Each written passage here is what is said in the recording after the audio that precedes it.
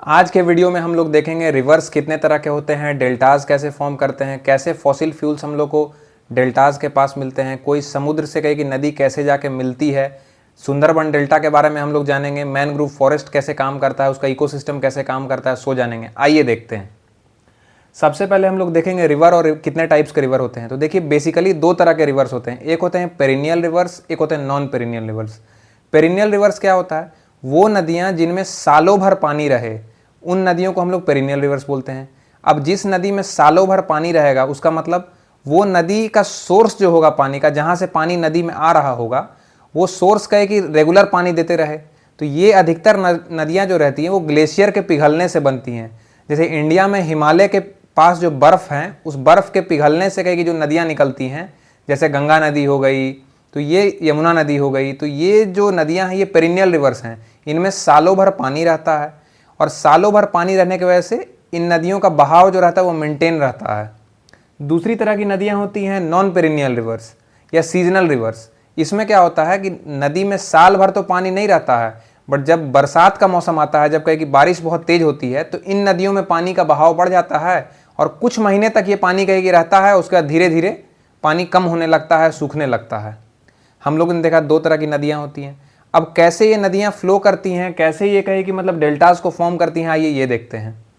तो देखिए इस डायग्राम में जैसे हम लोग देख सकते हैं ये पेरिनियल रिवर्स है। मान लीजिए ये कहे कि हिमालय माउंटेन है, यहाँ से ये कहे कि नदी निकल रही है। अब इतने हाइट से कहे कि नदी जब निकलती है तो बहुत तेज रफ्तार से कहे कि निकलती है और अपने साथ साथ कहे कि सेडिमेंट्स को भी लेके आती है। अब सेडिमेंट्स में क्या हुआ, मिट्टी हुआ और भी कहे कि मतलब छोटे मोटे कहे कि पेड़ पौधे, मान लीजिए बीच में कोई कहे कि मतलब जानवर मर गया, कोई लाश पड़ गई, या किसी भी तरह का ऑर्गेनिक मटेरियल जो था उसको अपने साथ बहाते हुए कहे कि लेके आती है पूरे स्पैन में अपने साथ। अब वो नदी अपने आप स्पैन में बहाते हुए लेके आ रही है। अब ये वाला एरिया होता है जब नदी कहीं की समुद्र से जाके मिलने वाली रहती है। इस कंडीशन में क्या होता है, नदी एक तो बहुत हाइट से फ्लो करके आ रही थी, धीरे धीरे उसका जो स्पीड रहता है, वेलोसिटी रहता है, वो कम होने लगता है। तो नदी जब कहीं की समुद्र से या फिर कहीं की किसी बड़े वाटर बॉडी से मिलती है तो वो चौड़ी होते जाती है। उसका जो कहीं की स्पैन रहता है वो कहीं की चौड़ा हो जाता है, जिससे उसकी वेलोसिटी भी कम जाती है। और इस एरिया में जितना कहीं के ऊपर बहाव से कहीं की वो मिट्टी सेडिमेंट बहा के लाई थी, वो सेडिमेंट्स यहाँ कहीं की जमा होने लगते हैं। और ये जमा होता हुआ सेडिमेंट जो रहता है ये डेल्टाज फॉर्म करता है। ये डेल्टा क्या होते हैं, जितना कहीं की मिट्टी था ये बहा के लाया, अब यहाँ से इसकी वेलोसिटी कहीं की नहीं है कि आगे ले जाए समुद्र में इसको, तो यहाँ किनारा पे कहीं की गिरा दिया, डिपॉजिट कर दिया। और यही जो डिपॉजिशन वाला एरिया रहा इसको हम लोग डेल्टाज बोलते हैं। अब देखते हैं नदी और समुद्र मिलते कैसे हैं आपस में आके। नदी कहीं की यहाँ से कहीं की पहाड़ों से कहीं की निकली, बहुत तेज वेलोसिटी से आ रही थी। अब जमीनी सतह पे जब जाने लगती नदी तो बहुत चौड़ी हो जाती है और उस चौड़ी होने की वजह से उसका वेलोसिटी कहीं घट गया। अब यहाँ मान लीजिए डेल्टा फॉर्म हो गया है, तो अब यहाँ से पानी आ रहा है तो इसके जमीन के ऊपर से तो चला नहीं जाएगा पानी, तो थोड़ा थोड़ा इसे किनारे से कहेगी बहने लगेगा, किनारे से बहने लगेगा। तो जितना बढ़ते चल जाएगा उतना कहेगी उसका वेलोसिटी कम होते चल जाएगा और धीरे धीरे जाके वो समुद्र में मिलती है। अब हम लोग देखते हैं कि फॉसिल फ्यूल्स डेल्टास के पास क्यों मिलते हैं। तो इसका मेन कारण हम लोग समझेंगे।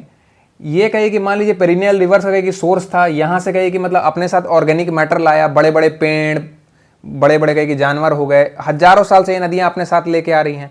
तो ऑर्गेनिक मैटर जो लाएंगी, आप कहीं से सामान लेके चले, कहीं तो उसको ले जाकर डंप करेंगे, कहीं तो डिपॉजिट करेंगे। तो इन नदियों ने यहाँ से कहे कि अपने साथ ऑर्गेनिक मैटर को लाए और यहाँ ला ला के डंप कर रहे हैं। हर साल कहे कि लाखों क्यूबिक मीटर पानी कहे कि यहाँ ला रहे हैं और डंप करते जा रहे हैं। साथ में जितना ऑर्गेनिक मैटर रहता है वो भी कहे कि जा रहा है साथ में। इससे क्या होता है कि एक टाइम पे यहाँ पे कहे कि मतलब ऑर्गेनिक चेम्बर टाइप का बन जाता है।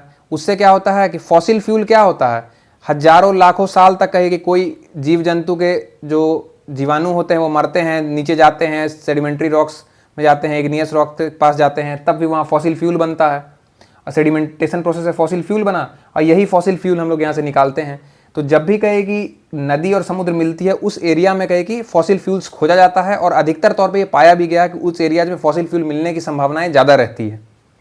अब हम लोग देखेंगे जो डेल्टास फॉर्म करते हैं उसके इकोलॉजिकल इफेक्ट क्या होते हैं, इन्वायरमेंट पे उसका क्या इफेक्ट पड़ता है। तो सबसे पहले ये जो डेल्टास फॉर्म किए हैं, यहाँ पे कहे कि जो डेल्टास बने, इन डेल्टास में कहे कि सबसे पहले क्या होता है कि नदी का मीठा पानी आ रहा है और समुद्र में खारा पानी है। तो ऐसा इकोसिस्टम यहाँ डेवलप होगा जिसमें कहे कि दोनों तरह के जीव जंतु रह सकें, मीठे पानी के भी जीव जंतु रह सकें और खारे पानी के जीव जंतु रह सकें। और यहाँ जो पेड़ डेवलप होते हैं वो मैनग्रूव्स फॉरेस्ट डेवलप होते हैं अधिकतर। मैनग्रूव फॉरेस्ट क्या होता है? अब असलियत में आप देखेंगे अगर पानी यहाँ बहुत ज़्यादा है तो ये एरिया दलदली एरिया है, इसमें दलदल बहुत ज़्यादा है। सालों भर जो पेड़ पौधा का जो जड़ रहेगा वो पानी में कहीं डूबा हुआ रहेगा। अब सालों भर जब उसका जड़ डूबा हुआ है तो उसके जड़ को प्रॉपर एरेशन के लिए, प्रॉपर ऑक्सीजन के लिए कहीं उसके जड़ बाहर बाहर निकलने लगते हैं। मतलब ऐसे गए, पेड़ है उसका जड़ नीचे था और कुछ जड़ कहीं सरफेस पे आ गए, तो ये जो रहते हैं ये मैनग्रूव फॉरेस्ट कहलाते हैं। इस एरिया में कहीं कि मैनग्रूव फॉरेस्ट होने से क्या होता है, सबसे पहले तो अलग अलग तरह का बायोडाइवर्सिटी फैलता है, अलग अलग जीव जंतुओं को रहने का जगह मिला, नया नया कहीं कि स्पीसीज डेवलप हुआ। वहाँ पे मरीन स्पीशीज बहुत ज़्यादा डेवलप होता है। छोटे छोटे कहीं कि तालाब टाइप के बने अंदर में, उन तालाब में मीठा पानी का भी जानवर है, कुछ नमकीन पानी का भी जानवर है। उससे क्या होगा कि मतलब अलग अलग तरह की मछलियाँ डेवलप हो पाई, और भी जो कहीं कि मतलब पानी के जीव जंतु रहते हैं उनको डेवलप करने का अच्छा से मौका मिलता है। उसके साथ साथ क्या करता है, ये कार्बन सिंक का काम करता है डेल्टा।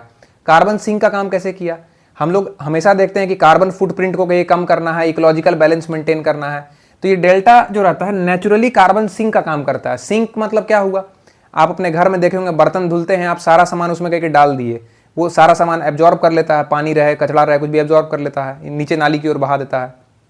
ये भी वही करता है, कार्बन को कहीं एब्जॉर्ब कर लेता है। जो भी कहीं कि कचरा बहा के ला रहा था नदी, उस कचरा में जो भी कहीं कि कार्बन वाले पार्टिकल, जैसे पेड़ पौधा का कहीं अवशेष हो गया, चाहे जो कोई जानवर का अवशेष हो गया, तो उसी मिट्टी वाले एरिया में कहीं दफन हो गया, तो समुद्र में जाके कहीं आगे नहीं गया, जिससे कहीं कार्बन का कहीं उत्सर्जन कम हुआ। एटमॉस्फेरिक कहीं की भी रहता है, उससे भी कहीं कुछ कार्बन को कहीं अवशोषित करता है, क्योंकि यहाँ पे बहुत ज़्यादा जनसंख्या में कहीं पेड़ हुए। अब ज़्यादा पेड़ रहेगा, ज़्यादा कार्बन डाइऑक्साइड कम कंज्यूम करेगा, जिससे और कहीं कार्बन का कंपोजिशन कहीं एटमॉस्फेयर में कम होता है। उसके बाद ये वाटर फिल्टर का काम करता है। जैसे यहाँ से कहीं कि नदी निकल रही थी, उसमें कहीं कि साल भर कहीं कि मतलब अलग अलग इंडस्ट्रीज़ का वेस्ट आया होगा, बड़े बड़े शहरों से होकर गुजरी होगी वो नदी, तो उन इंडस्ट्रीज़ का वेस्ट जा रहा था। और इसमें कहीं कि क्या है, सेडिमेंट्स है, तो सेडिमेंट होने की वजह से क्या होगा, जितना कहीं कि होगा सब छान के जाएगा। फिल्टर का मेन कंसेप्ट क्या रहता है, पानी को छानना। तो कोयला से लोग पानी को छानता है, मिट्टी से पानी को छानता है, बालू से छानता है, चूना से छानता है, फिटकरी से छानता है।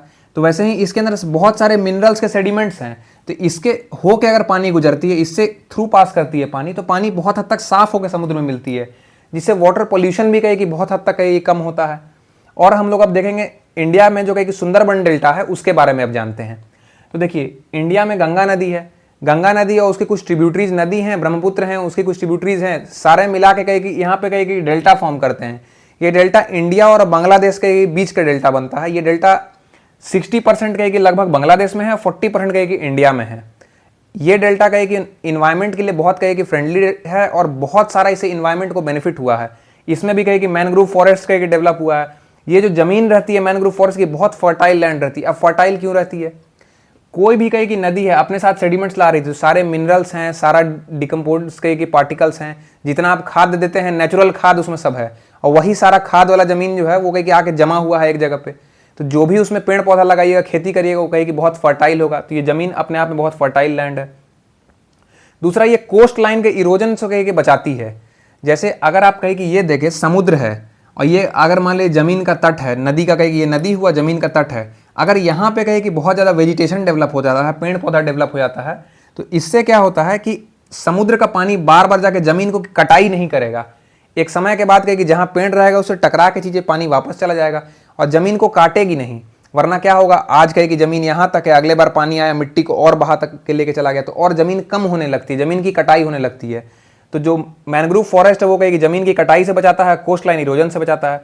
फिर क्या करता है, ये सलाइन इन्वायरमेंट को डेवलप करता है। यहाँ के जो पेड़ हैं, जरूरी नहीं, अधिकतर पेड़ जो देखते होंगे आप वो मीठे पानी के पेड़ होते हैं। मतलब उनमें अगर आप समुद्र के किनारे उन पेड़ को लगा दे तो उनका सर्वाइवल कहीं कि मुश्किल रहता है। बट ये जो पेड़ रहते हैं मैनग्रोव फॉरेस्ट में, जो पेड़ रहते हैं, ये मीठे और नमकीन दोनों पानी में कहीं कि सर्वाइव कर जाते हैं। इससे इन्वायरमेंट को बहुत फायदा होता है कि मतलब उस एरिया में जहाँ बाकी कोई पेड़ डेवलप नहीं हो पा रहे थे, उस एरिया में ये पेड़ डेवलप हुए और इकोलॉजिकल बैलेंस को कहीं कि मेंटेन किए। उस एरिया में भी तो पेड़ होना जरूरी है, तो उस एरिया को पेड़ आके इकोलॉजिकल बैलेंस मेंटेन किए। अब क्या होता है, ये वाइड बायोडाइवर्सिटी सपोर्ट करता है। अब वहाँ पे अलग अलग तरह के अगर पेड़ हो पाए हैं तो उसमें अलग अलग जीव जंतु रहेंगे, अलग अलग जानवर रहेंगे, मछलियाँ रहेंगी, पूरा इकोसिस्टम डेवलप होता है। उसके साथ साथ फिशरीज के लिए कहे कि बहुत बढ़िया कहे कि ग्राउंड्स डेवलप करते हैं। ये जो भी डेल्टास होते हैं उनके पास जो कहे कि छोटे छोटे पानी के कहे कि तालाब टाइप के बन जाते हैं अंदर में, उसमें अलग अलग तरह की मछलियाँ बहुत अच्छे से कहीं ग्रो कर पाती हैं और ओवरऑल इकोसिस्टम को कहे कि ये बहुत मेंटेन करती हैं। आज के वीडियो में हम लोगों ने देखा कैसे डेल्टास फॉर्म होते हैं, इकोलॉजिकल इंपैक्ट इनका क्या होता है और कैसे ये नेचर को प्रिजर्व करने में हेल्प करते हैं। एक चीज़ हम लोग अब और लास्ट में समझेंगे कि बैराज क्या होता है और बैराज का फॉर्मेशन क्या होता है। तो देखिए, हम लोग इकोनॉमिक पर्सपेक्टिव से अगर देखना चाहें तो एक कहे कि कोई नदी है, तो इंडिया में या फिर दुनिया में कहीं भी जो मैक्सिमम व्यापार होता है वो समुद्री रास्ते से होता है और यहाँ से समुद्र नदी कहीं की आके मिल रही है। तो मान लीजिए अगर यहाँ पे आपका कोई शहर है, इसमें आपको सामान पहुँचाना है, तो आप समुद्र तक तो सामान कहे कि दूसरे जहाज से कहीं कि आ गया। अब समुद्री जहाज जो रहते हैं इनकी गहराई कहीं की बहुत ज़्यादा रहती है। ये पानी के ऊपर अगर आपको इतना दिखाई पड़ रहे हैं तो पानी के नीचे भी इतना कहीं की रहता है। और ये सेडिमेंट फॉर्मेशन से दिक्कत क्या आती है कि जब ये जहाज समुद्र से कहीं की नदी में कहीं की जाने लगते हैं तो वो नदी की तलहटी से टकरा जाते हैं और वो आगे कहीं की नहीं जा पाते हैं। तो यहाँ पे कहीं की एक बांध टाइप का कहीं की बना दिया था, उसको बैराज बोलते हैं। वो बैराज का मेन काम क्या रहता है कि पानी को कहीं की डाइवर्ट करना। यहाँ से एक तो यहाँ पानी का फ्लो ऐसे ही कम हो गया है चौड़ा होने की वजह से, तो अब क्या करेगा, ये पानी को कहीं की जमा करेगा और इस एरिया में मान लीजिए समुद्र नदी कहीं की मिल रहा है तो बहुत तेज रफ्तार में कहीं की पानी को छोड़ेगा। आप भी अपने घर में भी आप देखे होंगे, मान लीजिए कहीं बालू जमा हुआ है या गेट के पास कचरा जमा हुआ है तो आप भी करते होंगे, एक बाल्टी पानी लिए और बहुत ताकत से उसको कहीं की फेंकते हैं वहाँ पे कि पानी कहीं की बहुत ताकत से जाएगा तो अपने साथ जो बालू मिट्टी है वो बहा के लेके चला जाएगा। सेम काम हम लोग बैराज में भी करते हैं। बैराज भी यही करता है, यहाँ जो मिट्टी जमी रहती है इसको साल भर यहाँ पानी जमा करता है और एक बार बहुत तेजी से पानी छोड़ देता है। उससे क्या होता है, ये एरिया साफ हो जाता है और जो बड़े जहाज रहते हैं वो नदी से के किनारे तक आ पाते हैं। इससे क्या होता है, इकोनॉमिक तौर पे भी हम लोगों को एक नुकसान नहीं होता है, बट इकोलॉजिकल इम्पैक्ट किसी भी बैराज को बनाने का नेचर के हित में नहीं होता है। तो अधिकतर प्रयास करती है कोई भी सरकार के मतलब बड़े समुद्रों को कहे कि मतलब नदी से जहाँ जुड़ रही है वहाँ बैराज ना बनाया जाए। कुछ बैराज बनाए जाते हैं जिनसे कहे कि मतलब इकोनॉमिक कहे कि बहुत फ़ायदा हो और ओवरऑल कहीं ग्रो करने में कहीं की दिक्कत नहीं आए। मिलते हैं नेक्स्ट वीडियो में। Thank you.